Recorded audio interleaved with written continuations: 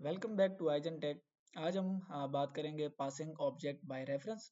Last video में हमने बात की थी passing object by value inside and outside the class, कि कैसे हम ऑब्जेक्ट को पास करेंगे बाय वैल्यू किसी फंक्शन में, चाहे वो फंक्शन क्लास के अंदर हो या क्लास के बाहर हो।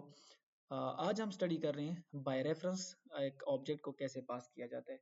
तो सबसे पहले ये पता होना जरूरी है कि बाय रेफरेंस का मतलब क्या है। बाय रेफरेंस का मतलब ये कि लास्ट टाइम अगर हमने बाय वैल्यू ऑब्जेक्ट को पास किया था तो उसका मतलब ये था कि ऑब्जेक्ट के अंदर कॉपी कंस्ट्रक्टर कॉल हो रहा था, यानी ऑब्जेक्ट कॉपी हो रहा था, उसकी ओरिजिनल वैल्यू चेंज नहीं हो रही थी।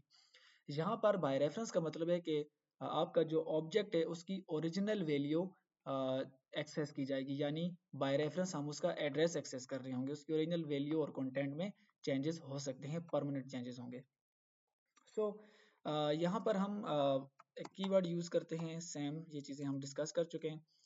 पब्लिक, उसके बाद हम कोई डाटा मेंबर बना लेते हैं अपना, जैसे फॉर एग्जांपल स्ट्रिंग नेम है, यही हम यूज कर रहे हैं सभी टॉपिक्स के अंदर जहाँ तक मुमकिन होगा।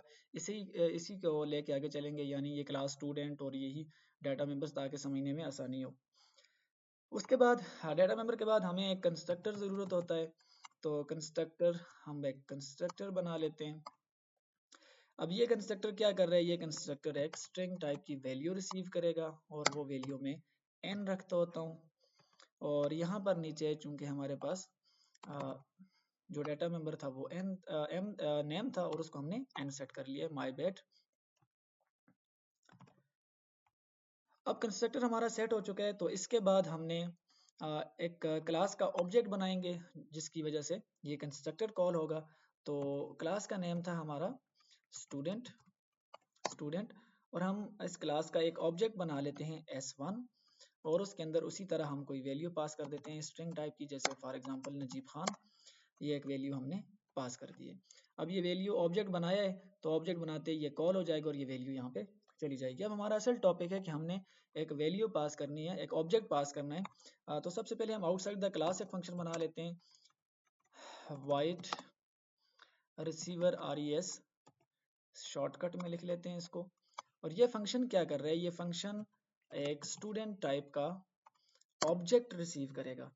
बट दिस टाइम हमारा जो ऑब्जेक्ट है वो बाय रेफरेंस हम उसे, यानी उसका एक्चुअल कंटेंट, एक्चुअल एड्रेस जो मेमोरी है उसकी, हम उसे एक्सेस कर पा रहे हैं।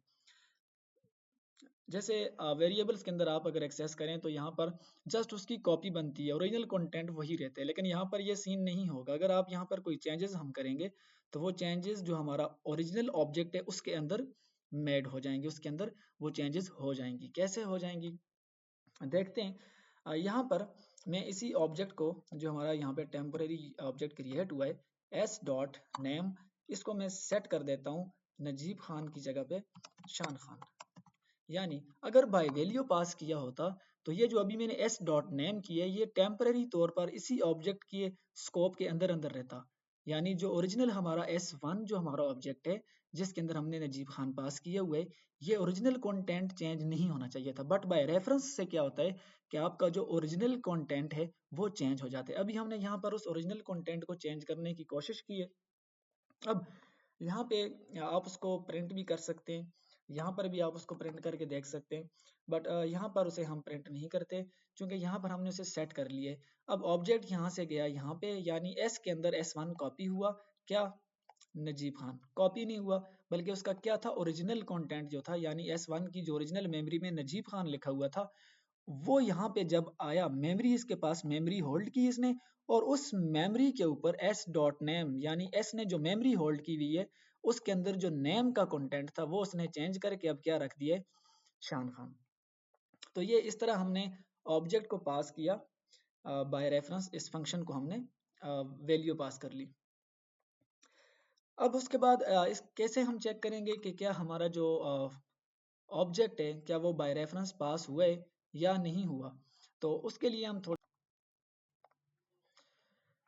अब यहाँ पर हमने क्या करना है कि हमने सीन सारा सेट कर दिए, ये ऑब्जेक्ट को रिसीव करेगा। अब ऑब्जेक्ट को पास करते हैं एक्चुअल में। तो मैं अपने फंक्शन का नाम टाइप करता हूँ, उसको कॉल करता हूँ, और कॉल के अंदर मैं अब वैल्यू क्या पास कर रहा हूँ, यहाँ पर वो साथ आपको बता भी रहा है कि ये सिर्फ स्टूडेंट टाइप का ऑब्जेक्ट आप यहाँ पे पास कर सकते हैं। तो वो ऑब्जेक्ट मेरा क्या था, उसका नेम था S1। अब ऑब्जेक्ट S1 यहाँ से पास हो चुका है, वो यहाँ पे रिसीव हुआ, उसकी मेमोरी होल्ड हुई, यहाँ पर चेंजेस हुए। अब यहाँ से हम दोबारा उसको व्यू करेंगे, यानी S1 डॉट नेम, इसको हम यहाँ से एक्सेस करेंगे।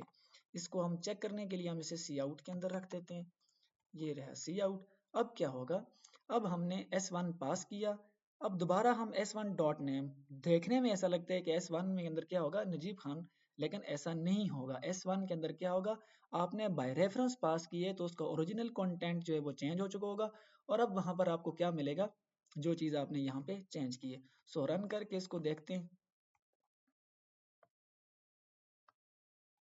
तो आपके पास रिजल्ट रहा शान खान, मतलब आपका जो ओरिजिनल ऑब्जेक्ट का कंटेंट था वो चेंज हो चुका है। ये डिफरेंस है ऑब्जेक्ट को जब आप बाय वैल्यू पास करते हैं और जब बाय रेफरेंस पास करते हैं, दोनों में ये बिगर डिफरेंस होता है। एक में कॉपी बनती है और दूसरे में आप एग्जैक्ट मेमोरी होल्ड करते हैं और उसका ओरिजिनल कंटेंट जो है वो आप चेंज कर लेते हैं।